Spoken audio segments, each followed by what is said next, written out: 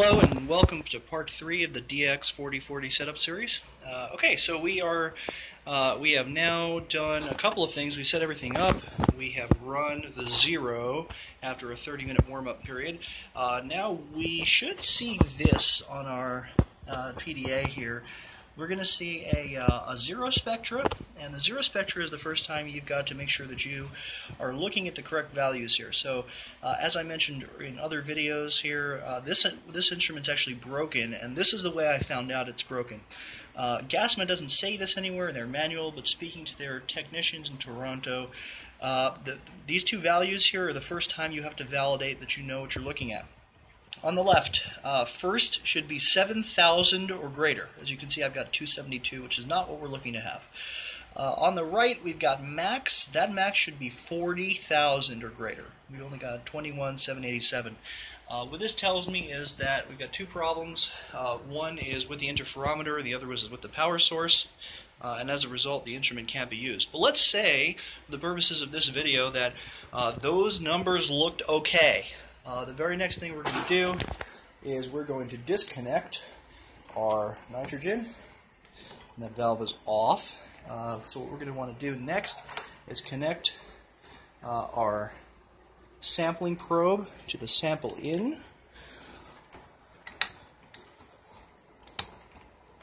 And once that's connected, now we're going to want to make sure that if we're going to be sampling something hazardous, we've got a tube connected to sample out. That will direct our effluent, anything that's coming through the cell, away from us and away from re-entrainment. The next step is going to be to set the instrument probe somewhere that you can trust that it will be useful. For the purposes of our little video here, I'm just going to go ahead and set it on the top of the instrument. This is essentially going to be our office background.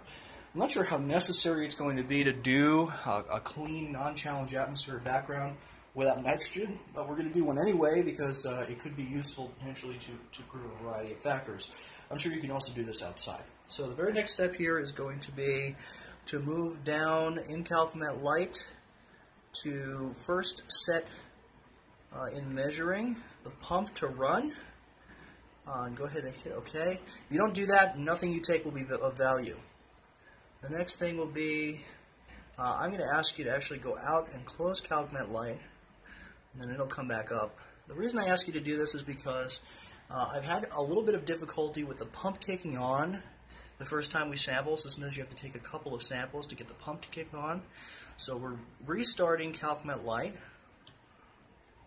While that's starting, we'll take a look at our instrument setup. Make sure you've got the same configuration.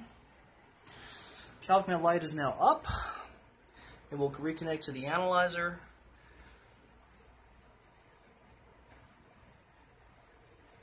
Then once it's ready, we should be able to go ahead and hit start.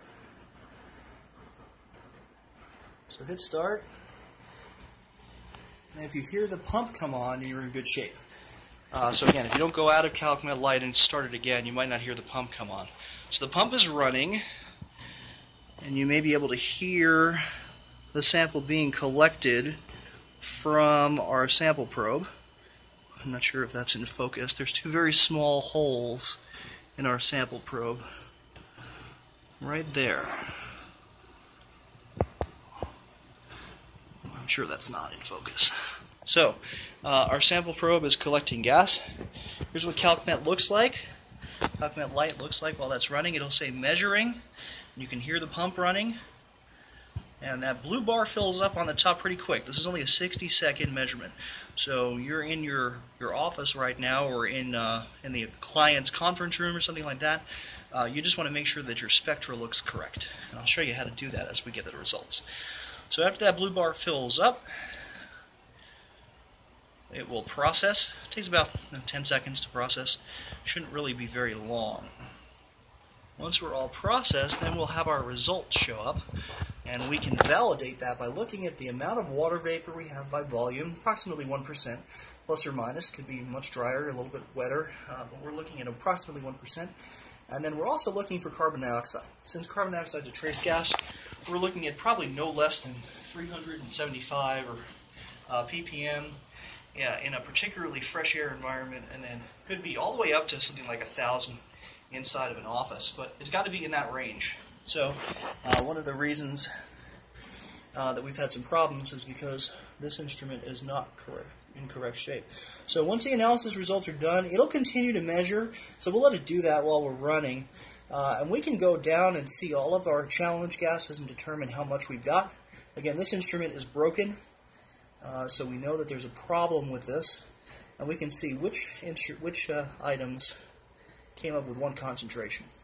Now, one thing to note is that if you have got something that has a funny residual, you'll go ahead and click on it. It'll have that red on the residual, and you'll get that residual warning. You just want to make a note of that. It's probably because the instrument wasn't purged correctly, and we'll do another video on purging the gas cell, but chances are if you've got that, something might be wrong with the interferometer. So that's what we're looking at right now. Now, of course, this blue bar is filled, and it will rotate once again to the new spectra.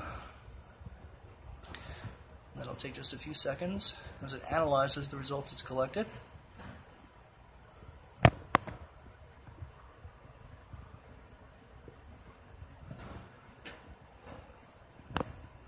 One thing we can do to look at whether or not our spectra is good is, like I said, look at that water volume and carbon dioxide. That carbon dioxide probably is pretty close to accurate, but I've seen some that are 60 and 70 ppm, and obviously that's not correct. So our second measurement came back without any residual.